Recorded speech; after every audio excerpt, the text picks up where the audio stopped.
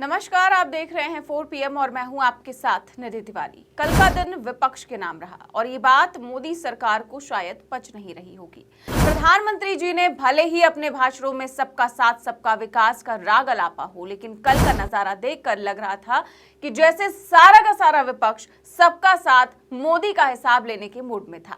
विपक्ष के मार्च में जोश इतना था कि दिल्ली की सड़कें भी गवाही दे रही थी।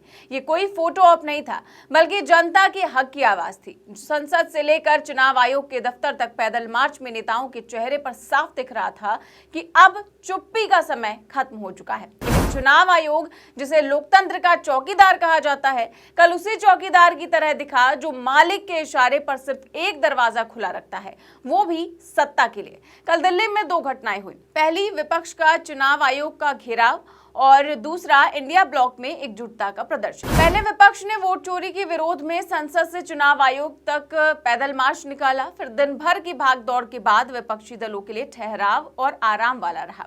राज्यसभा में विपक्ष के नेता और कांग्रेस अध्यक्ष मल्लिकार्जुन खड़गे द्वारा इंडिया गठबंधन के नेताओं के लिए डिनर पार्टी का आयोजन किया गया। ये अच्छा मौका था छोटा सा सेलिब्रेशन करने का, क्योंकि ये इंडिया गठबंधन बनने के बाद पहला मौका था जब इंडिया ब्लॉक के सारे नेता एक साथ फोटो खिंचवाने के अलावा पूरी ताकत से सड़कों पर कल उतरे थे। दिल्ली के होटल ताज पैलेस में इस डिनर पार्टी का आयोजन हुआ। इसमें कांग्रेस संसदीय दल की अध्यक्ष सोनिया गांधी और लोकसभा में नेता विपक्ष राहुल गांधी, प्रियंका गांधी समेत कांग्रेस के सभी सांसद शामिल हुए। इंडिया ब्लॉक में शामिल कई दूसरी पार्टियों के सांसद भी इस डिनर पार्टी में पहुंचे। सपा प्रमुख अखिलेश यादव और शरद पवार भी इंडिया ब्लॉक के नेताओं के लिए आयोजित इस डिनर में शामिल होने पहुंचे। आमतौर पर सक्रिय रहने वाले पुरुष नेताओं के अलावा डिनर में महिलाओं की भी उल्लेखनीय उपस्थिति ने सबका ध्यान खींचा। इस आयोजन में समाजवादी पार्टी की सांसद जया बच्चन, प्रिया सरोज, डिंपल यादव, आरजेडी की सांसद मीसा भारती, एनसीपी सांसद सुप्रिया सुले समेत कई और चर्चित हस्तियों ने भी अपनी उपस्थिति दर्ज करवाई। मतलब आप किसी भी विपक्षी दल का नाम ले लीजिए, वो इसमें इन्वाइटेड था। और खास बात तो ये रही कि खुद को इंडिया ब्लॉक से अलग कर चुकी आम आदमी पार्टी के 3 सांसद भी इसमें शामिल हुए, जिसमें संजय सिंह, संदीप पाठक और अशोक मित्तल डिनर पार्टी में पहुंचे थे। डिनर पार्टी से बाहर निकलने पर सांसद संजय सिंह ने कहा कि राज्यसभा में नेता विपक्ष मल्लिकार्जुन खड़गे के रात्रि भोज के कार्यक्रम में आए थे। जब आप सांसदों से इस पर सवाल पूछा गया कि क्या एक बार फिर वो इंडिया ब्लॉक का हिस्सा होने जा रहे हैं, तो इस पर संजय सिंह का साफ कहना था कि हम इंडिया ब्लॉक का हिस्सा नहीं है, पर इस मुद्दे पर हमारी भी वही राय है जो विपक्ष की है, इसीलिए हम साथ दिखे। तो संजय सिंह का साफ कहना था कि हम इंडिया ब्लॉक का हिस्सा नहीं है, लेकिन इस मुद्दे पर हमारी राय भी विपक्ष के साथ है, इसीलिए हम साथ दिखे। उन्होंने कहा कि आज बिहार का चुनाव खत्म हो चुका है। 65 लाख वोट कटने के बाद चुनाव आयोग ने मोदी को जीत का प्रमाण पत्र पहले ही पहुंचा दिया है। क्या कुछ कहा संजय सिंह ने, सुनिए। एसआईआर के मुद्दे पे आम आदमी पार्टी विपक्षी दलों के साथ है, ये हमने स्पष्ट रूप से कहा है। तो आज तो वैसे भी एक भोज का कार्यक्रम था कांग्रेस पार्टी के राष्ट्रीय अध्यक्ष खड़गे साहब का, जो हमारे एलओपी भी हैं, तो उसी में आए थे।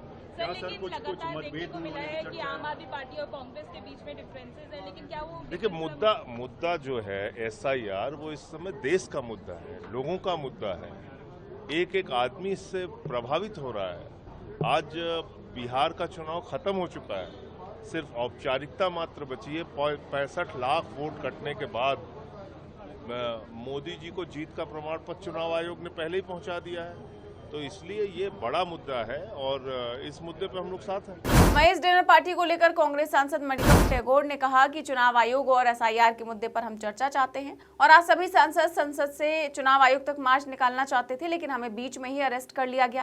अमित शाह, संसद और दिल्ली पुलिस सभी को कंट्रोल कर रहे हैं। वहीं रात्रि भोज में शामिल होने के बाद शिवसेना यूबीटी की सांसद प्रियंका चतुर्वेदी ने कहा कि हमने राजनीति को एक तरफ रखते हुए आपस में मेलजोल किया और पारिवारिक विषयों पर बात की। मुलाकात का माहौल बहुत अच्छा था। इंडिया ब्लॉक की एकजुटता आप सभी के सामने है। वहीं राष्ट्रवादी कांग्रेस पार्टी की सांसद सुप्रिया सुले ने रात्रि भोज में शामिल होने के बाद कहा कि भोजन बहुत अच्छा था, बातचीत भी बहुत अच्छी रही और हम चुनाव आयोग को लेकर बहुत चिंतित हैं। वहीं डिनर पार्टी से निकले सभी सांसदों ने भले ही इस पार्टी के दौरान किसी भी राजनीतिक चर्चा से इनकार किया हो, लेकिन इतना तो साफ है कि बिहार एसआईआर के विरोध में और चुनाव आयोग पर धांधली के आरोप को लेकर कांग्रेस लगातार सभी विपक्षी पार्टियों को जोड़ने की कोशिश कर रही है। मल्लिकार्जुन खड़गे द्वारा आयोजित ये डिनर पार्टी एक तरह से विपक्ष का सांकेतिक संगठन का प्रदर्शन भी था।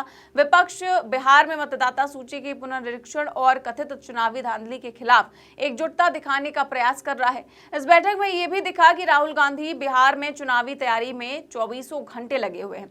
तस्वीरों में भी कांग्रेस की बिहार चुनाव की तैयारी के बारे में पता चलता है। इस तस्वीर में बिहार के मुख्य विपक्षी पार्टी राष्ट्रीय जनता दल की नेत्री और तेजस्वी यादव की बहन मीसा भारती कांग्रेस अध्यक्ष मल्लिकार्जुन खड़गे की बिल्कुल करीब बैठी हैं। वहीं एक दूसरी तस्वीर पर नजर डालेंगे तो पाएंगे कि मीसा भारती सोनिया गांधी के बेहद करीब बैठी हुई दिखेंगी। सोनिया गांधी और मीसा भारती एक साथ बैठी नजर आ रही हैं। वहीं राहुल गांधी 17 अगस्त से बिहार में आगामी विधानसभा चुनाव की तैयारियों में जुटेंगे। बिहार में उनकी लगातार रैली है। ऐसे में आरजेडी की नेत्री के साथ करीबी ये साबित कर रही है कि ये तस्वीर बिहार में विपक्षी दलों की एकता या फिर कांग्रेस आरजेडी की करीबी को दिखाती है। और कुछ दिन पहले ही इंडिया गठबंधन के शीर्ष नेताओं ने एकजुटता दिखाते हुए कांग्रेस नेता राहुल गांधी के आवास पर रात्रि भोज पर बैठक की थी, जिसमें उन्होंने बिहार में मतदाता सूची के एसआईआर और भारतीय जनता पार्टी और निर्वाचन आयोग के कथित वोट चोरी मॉडल के खिलाफ लड़ने का संकल्प लिया था। जिसके बाद हमने देखा कि किस तरह से कल विपक्ष सड़कों पर उतरा। फिर बाद में रात्रि भोज ने यह साबित कर दिया कि इंडिया ब्लॉक सिर्फ एक चुनावी गठबंधन नहीं बल्कि एक साझा सोच है, लोकतंत्र बचाने की, संविधान बचाने की और जनता के अधिकार बचाने की। और ये सोच शायद मोदी सरकार को सबसे ज्यादा खटक रही है। दोस्तों, एक बात और ध्यान देने वाली है कि कल जिस तरह से राहुल गांधी इस पैदल मार्च को फ्रंट से लीड कर रहे थे, तो कहीं ना कहीं इंडिया ब्लॉक के नेताओं ने उनको अपना नेता मान लिया है। राहुल गांधी कल पूरे आत्मविश्वास के साथ दिखाई दे रहे थे। ये वही राहुल गांधी हैं जिन्हें भाजपा बार बार पप्पू कहकर नीचा दिखाने की कोशिश करती थी। लेकिन सच तो ये है कि मोदी जी के द्वारा की गई चतुर चालों को पहचान कर जिस धैर्य से राहुल गांधी विपक्ष को एकजुट कर रहे हैं, वो किसी पप्पू का नहीं बल्कि एक सच्चे जननेता का काम है। नोटबंदी से लेकर कृषि कानून तक मोदी जी ने कई प्रयोग किए, लेकिन लगता है कि राहुल गांधी ने विपक्ष एकजुटता प्रयोग में बाजी मार ली है।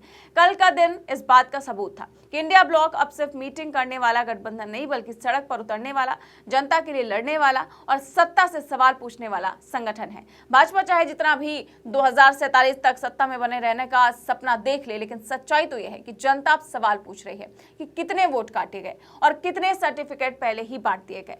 अगर मोदी सरकार यही समझ रही है कि जनता की आंखों पर पर्दे डालकर और संस्थाओं को जेब में डालकर सत्ता कायम रहेगी, तो कल के मार्च ने बता दिया कि ये जनता है, सब जानती है और अब जनता जाग गई है। और जब जनता जाग जाती है तो सबसे ऊंची कुर्सी भी हिलने लगती है। पूरे मामले पर आपकी क्या राय है, हमें कमेंट बॉक्स में जरूर बताएं। चैनल को सब्सक्राइब भी करें और ज्वाइन भी करें। नमस्कार।